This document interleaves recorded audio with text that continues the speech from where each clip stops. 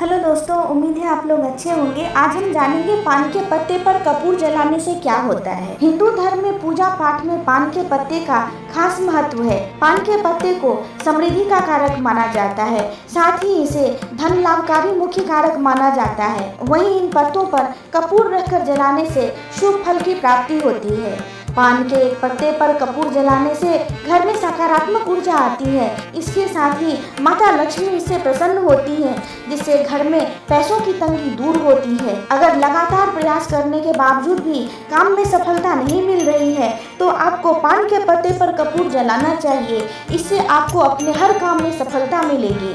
अगर आपके घर में अक्सर लड़ाई झगड़े होते रहते हैं तो आप इस खास उपाय को आजमा सकते हैं। ज्योतिष शास्त्र की माने तो पान पर कपूर जलाने से कलेश दूर होता है। घर में पान के पत्ते पर कपूर जलाने से सुख समृद्धि का वास होता है। इससे घर की शांति बनी रहती है।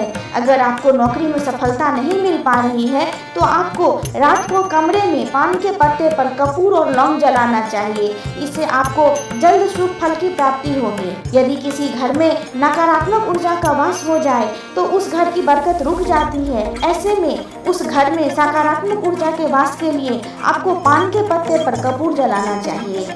अगर आपको बुरी नज़र लग जाती है तो आपको पान के पत्ते पर कपूर जलाना चाहिए। इससे आपको बुरी नज़र के दोष से भी मुक्ति मिलेगी। आप भी पान के पत्ते पर कपूर अवश्य जलाएं, ये काफ़ी लाभकारी होता है।